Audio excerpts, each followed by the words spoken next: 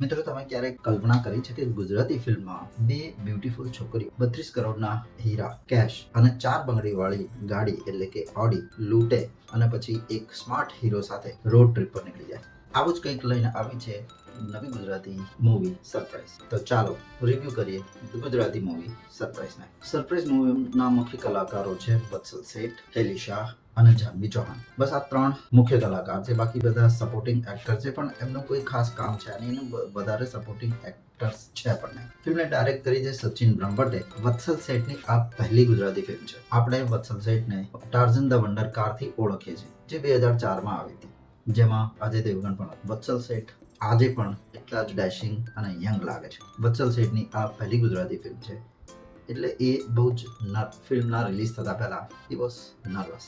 અત્યારે આજે મારી ગુજરાતીમાં ડેબ્યુ છે, તો મારું ડેબ્યુ છે અને આઈ એમ ઇક્વલી નર્વસ રાઈટ નાઉ. અને બીજી તરફ છે હેલી શાહ, જેમને આપણે બહુ બધી ટીવી સિરિયલોમાં જોયેલા છે. એમની પણ આ પહેલી Gujarati film. How sweet, thank you so much. મારી પહેલી ગુજરાતી ફિલ્મ છે. આટલા બધા વર્ષોથી કામ કરું છું, હિન્દી ઇન્ડસ્ટ્રીમાં ઘણું કામ કર્યું છે, પણ આટલા વર્ષો પછી રિયલાઇઝ થયું કે યાર હું થોડી મોડી પડી ગઈ. ગુજરાતીમાં મેં ફિલ્મ જ નથી કરી, મેં કોઈ પ્રોજેક્ટ જ નથી કર્યા. એટલે કે આ બંને એક્ટર્સની આ ડેબ્યુટ ફિલ્મ છે. ત્રીજી એક્ટ્રેસ છે જેનું નામ છે જાહ્નવી ચૌહાણ. જાહ્નવી ચૌહાણ ગુજરાતી ફિલ્મ ઇન્ડસ્ટ્રીમાં જાણીતું નામ છે. એમણે ઘણી બધી ગુજરાતી ફિલ્મો કરી છે, પરંતુ એમની આ બે એક્ટર્સ સાથે આ પહેલી ફિલ્મ. એટલે આ 3 જ મેઇન કલાકાર છે અને આ 3ના આસપાસ જ આખી મૂવી ફરે છે. સ્ટોરીની વાત કરીએ તો આ બે બ્યુટીફુલ ગર્લ્સ કહેવાય, લેડી ના કહેવાય, 32 કરોડના હીરા, કેશ અને ઇમ્પોર્ટેડ કાર ચોરી કરી મુંબઈથી ગોવા તરફ જવા નીકળે છે. ગોવા ત્યાં જશે, એક એજન્ટને મળશે, ડાયમંડ અને કાર આપી અને ત્યાંથી એ લોકો પોલેન્ડ જવા નીકળી જવાના છે. આ એમનો પ્લાન છે, પરંતુ તેમને રસ્તામાં મળી જાય છે પાર્થ દેસાઈ. એટલે આ 3 વચ્ચે કોમ્બિનેશન થાય છે અને શરૂ થાય છે રોમાન્સ, રોડ અને સરપ્રાઈઝ. ફિલ્મમાં ઘણી બધી સરપ્રાઈઝ તમને જોવા મળશે. હવે આ 3 જણા ગોવા પહોંચે છે કે નહીં પહોંચે છે, તો કેવી રીતે પહોંચે છે, સરપ્રાઈઝ શું છે, પાર્થ કોણ છે અને આ બે છોકરીઓ એમના પ્લાન પ્રમાણે પોલેન્ડ જઈ શકશે કે નહીં, આ બધું જોવા માટે તમારે આ મૂવી જોવી પડે. ફિલ્મમાં અમુક રોમેન્ટિક સીન્સ છે જે મને ગુજરાતી ફિલ્મમાં મેં પહેલી વખત જોયા છે, ટુ બી ઓનેસ્ટ. મૂવીની સૌથી કુલ વાત એ છે કે એનું બીજીએમ બહુ જ સારું છે. એમાં 2 સોંગ છે અને એક રેપ સોંગ છે જે છેલ્લે આવે છે. યસ, રેપ સોંગ ગુજરાતીમાં હવે આવવા લાગ્યા છે અને એમાં જે મ્યુઝિક છે, એના લિરિક્સ અને મ્યુઝિક તમને સાંભળવા ગમે છે. રોડ ટ્રીપ, કાર અને 3 યંગ છોકરાઓ, આ જે સિક્વન્સ છે એ આજના જેન્ઝી અને મિલેનિયલ્સને ગમશે.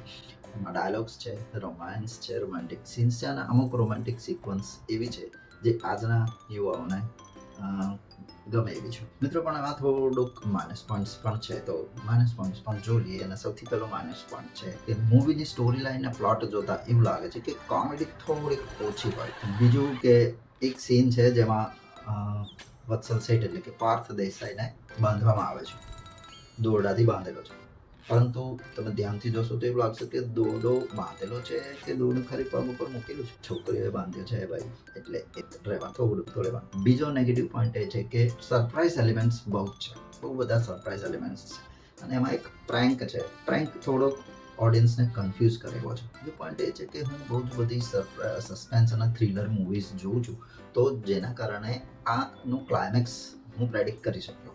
અડધી ફિલ્મ થઈ ત્યારે જ મને થોડું આભાસ થઈ ગયો કે આ જ ક્લાઇમેક્સ હોવું જોઈએ અને આ જ સસ્પેન્સ હોવું જોઈએ, અને એ જ નીકળ્યું. રહી વાત પોઝિટિવ પોઈન્ટ્સની, તો સૌથી મુખ્ય પોઝિટિવ પોઈન્ટ્સ છે કે 3 એક્ટર્સનું કામ, વત્સલ શેઠ, હેલી શાહ અને જાહ્નવી ચૌહાણ, આ 3નું કામ બહુ સારું. એક્ટિંગ એટલે કે પરફોર્મન્સમાં ક્યાંય કોઈ 50 નથી. બીજો પોઝિટિવ પોઈન્ટ એ છે કે મૂવીનું બીજીએમ બહુ સરસ છે. ફિલ્મની વાર્તા મને થોડીક ગુજરાતીને ફિલ્મોને જોઈએ, મૂવીઓને જોઈએ તો મને થોડીક નવી લાગી. નવી સ્ટાઇલ છે, નવા વેથી પ્રેઝન્ટ કરવામાં આવી છે, એટલે કે યંગસ્ટર્સને ગમશે.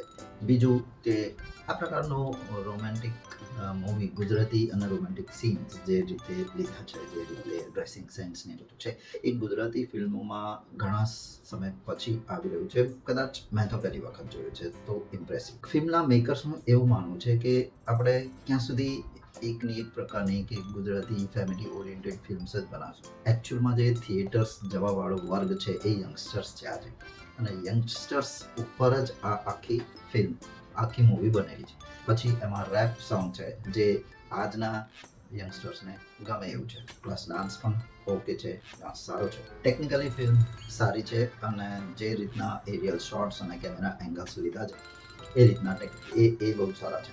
એક વાત હું અહીંયા બીજી એડ કરીશ કે એમાં મેં જે પ્રેન્કની વાત કરી, તો prank according to me, this is my assumption, કે પ્રેન્ક એટલા માટે રાખ્યો છે એમાં કારણ કે સરપ્રાઇઝ એલિમેન્ટ બહુ છે. તો એ સરપ્રાઇઝ એલિમેન્ટ ક્યાંથી કેવી રીતનું થયું, આ ઘટના આ વ્યક્તિ અહીંથી કેવી રીતના આવી એને એક્સપ્લેન કરવા માટે, જસ્ટિફાઈ કરવા માટે આ પ્રેન્ક કદાચ રાખ્યો છે. This is my option.